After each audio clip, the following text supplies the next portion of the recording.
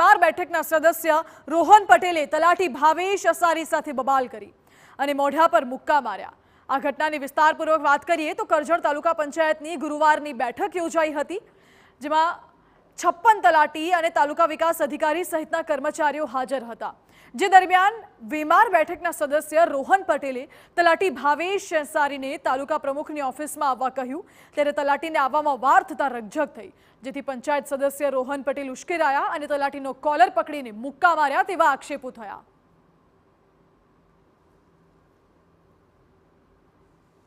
તાલુકા પંચાયતના સદસ્ય શ્રી રોહનભાઈ પટેલ તથા તાલુકા પંચાયતના પ્રમુખ પતિ પરેશભાઈ દ્વારા બિન અધિકૃત દાખલામાં સહી કરવા બાબતે વાતચીત કરતા રકઝક થતા તાલુકા પંચાયતના સદસ્ય શ્રી રોહનભાઈ દ્વારા તેને કોલર પકડી અને મોઢા પર મુક્કો મારી ગેરવર્તન કર્યું હોય, જેને કારણે અમારા તલાટી મંડળમાં એક તલાટીની આત્મસન્માનની લાગણી દુભાઈ ગયેલી હોય છે।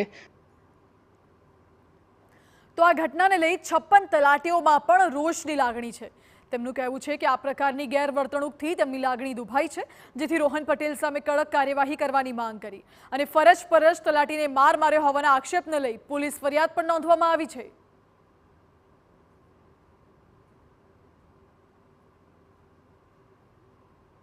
તાલુકા પંચાયત કચેરીએ મીટિંગ અમારે હતી 12 વાગે।